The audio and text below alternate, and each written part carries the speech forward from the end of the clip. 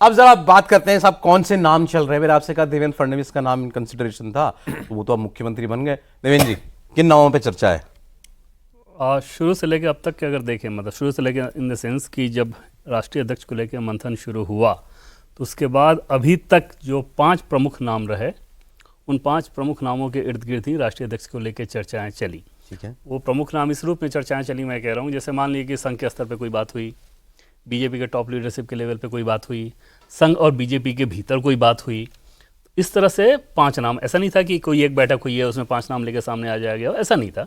लेकिन वो 5 नाम बड़े लेवल पे अलग अलग रूप में उन नामों पे चर्चा किया गया कि क्या ये होना चाहिए, क्या ये किया जा सकता है, और यही प्रक्रिया है बीजेपी और संघ परिवार की। और ये बीजेपी संघ का कलेक्टिव डिसीजन है। हाँ, मतलब अलग अलग, मान लीजिए कोई नाम बीजेपी में चला, कोई संघ की तरफ से चला, तो ये प्रोसेस ऐसा ही होता है कि एक एक नाम लेके आप सामने आते हैं, फिर उस पर विचार विमर्श चलता है, और वहाँ से फिर मंथन करते करते आप किसी एक नतीजे पे पहुँच जाते हैं। मान लिया आपने कोई नाम शुरू किया, संघ की तरफ से आया, बीजेपी ने उसे खारिज कर दिया, बीजेपी ने कोई नाम दिया, संघ की तरफ से वो खारिज हो गया, तो बात वहीं पे खत्म। लेकिन उनमें से जिस पे सहमति बनते चली आती है, तो फिर आखिर में 1 या 2 नाम बच जाते हैं। ठीक है। उन 2 नाम में से एक नाम पे सहमति लग जाती है, तो ये प्रक्रिया होती है। तो वो जो आप मतलब कितने नाम थे इन कंसिडरेशन में? 5 नाम गए। हाँ, सीरियस लेवल पे अगर आप देखें, सीरियस लेवल पे तो 5 नाम ऐसे थे जिसको लेकर अलग अलग स्तर पे चर्चा हुई है। पहला नाम हरियाणा के पूर्व मुख्यमंत्री, केंद्रीय मंत्री वर्तमान में मनोहर लाल खट्टर। दूसरा नाम केंद्रीय मंत्री धर्मेंद्र प्रधान। तीसरा नाम शिवराज सिंह चौहान। तीनों की फोटो तो हमने लगा रखी। और जब मैं पहला, दूसरा, तीसरा कह रहा हूँ तो इसको ऑर्डर में ना समझें, ये अलग अलग बस नंबर से, मतलब ऐसा नहीं, प्रायोरिटी के हिसाब से ना समझें। चौथा नाम देवेंद्र फडणवीस। 5वां नाम जम्मू कश्मीर के उपराज्यपाल, मौजूदा उपराज्यपाल मनोज सिन्हा। अच्छा, वो संघ के स्तर पे हुई थी, वो संघ की चॉइस थे। हाँ, बीजेपी के स्तर पे नहीं, वो संघ के स्तर पे चर्चा हुई थी कि क्या इनको भी भेजा जा सकता है, क्या इस नाम पर भी विचार किया जा सकता है।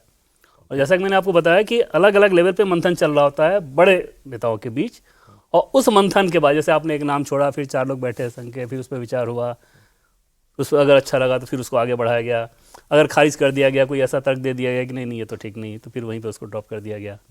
तो ये चीज़ें चल रही। तो 4 ही लोग बैठे, चलिए आई शुरू करते हैं।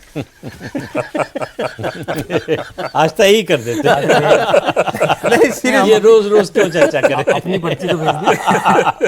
देखिए ऐसा है, ये 5 बताए इन्होंने, अब ये 5 से अपने आप करते करते करते 2 पे तो मिनिमम जाएंगे ना।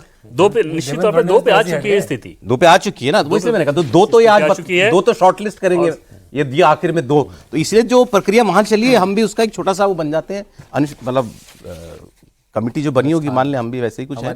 तो ये 5 में से फिर पहला नाम जो हुआ कि भाई चलो उसका ऐसे ही करते हैं ना, स्क्रीनिंग तो ऐसे ही होती है ना, आप एक एक को आउट करते जाते हैं, एलिमिनेट करते हैं। अब ये 4 नहीं, अब ये 3, अब ये 2, तो हम बताइए 5 में से एक नाम एक नाम तो सीधे सीधे देवेंद्र फडणवीस छठी बाहर हो गए, वो बचे 4।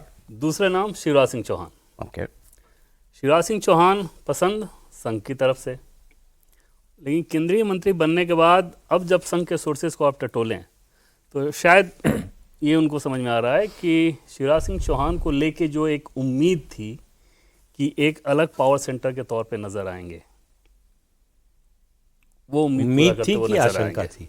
उम्मीद थी संघ को लगता था, संघ को उम्मीद थी कि इनके अंदर थोड़ा सा हो, और उसकी वजह ये होती है कि ऐसा नहीं है कि किसी को लेके किसी के खिलाफ किसी को करना है या कुछ करना है, आप एक और अलग पावर सेंटर क्रिएट कर दें। तो जैसा कि सर ने बताया कि बहुत सारे कार्यकर्ताओं में अगर कोई निराशा होती है या इस तरह की चीज होती है तो वो उसे एब्जॉर्ब कर लेगा और रखेगा आपको साथ। तो कोई वो मतलब टॉप लीडरशिप का एडवर्सरी नहीं है, लेकिन अपने आप में एक मजबूत वो भी एक रहे, हाँ, ताकि वहां भी जाके लोग है। अपनी बात कह सकें, फिर आप ज्यादा से ज्यादा ताकतवर नजर आएंगे। तो इस तरह की स्थिति में अब हमें जो जानकारी मिल रही है उसके हिसाब से शिवराज सिंह चौहान को लेकर संघ को शुरू में जो उम्मीद थी वो पूरी नहीं होती नजर आ रही है। दूसरी चीज कि बीजेपी की तरफ से भी जब संघ की तरफ से वो नाम होता तो बीजेपी भी, जो बीजेपी का टॉप लीडरशिप अभी है, शिवराज सिंह चौहान को उस रोल में देखना पसंद नहीं करता, जो रोल उनको दिया गया है उस रोल में देखना ज्यादा पसंद करना।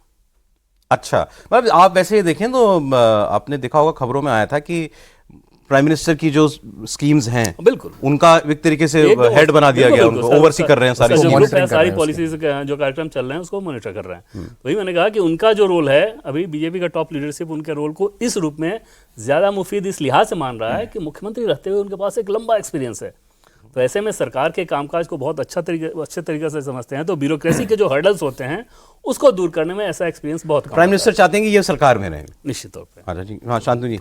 देखिए मेरे ख्याल से जो 2 क्राइटेरिया हैं वो तो पहला तो है संघ से आएगा, संघ के बैकग्राउंड से है, दूसरा है अपने सरकार में काम किया हो क्योंकि इस समय अपनी सरकार है, तीसरा जो क्राइटेरिया है कि मोदी शाह के साथ बहुत क्लोजली काम किया हो, और क्योंकि चुनाव इतने कॉम्पिटिटिव हो गए हैं तो मेरे ख्याल से युवा, राजनीति की भाषा में युवा, तो मेरी तो बेट है और मेरे ख्याल से चांस भी है कि धर्मेंद्र प्रधान ही नाम है। इनकी उम्र 65 साल है, उनकी उम्र 70 साल है और धर्मेंद्र प्रधान की उम्र 55 साल है, और वो सरकार में भी रहे हैं, विद्यार्थी परिषद से भी आते हैं, नरेंद्र मोदी और अमित शाह के साथ काम किया, चुनाव बड़े बड़े चुनावों के, उत्तर प्रदेश से लेकर चुनावों के प्रभारी रहे, तो मेरी तो बिल्कुल फाइनल राय है। क्योंकि हम नाम डिस्कस कर रहे हैं तो आपको भी, शिवराज जी आपको भी नहीं लगता कि वो चॉइस होने वाले हैं? बिल्कुल नहीं।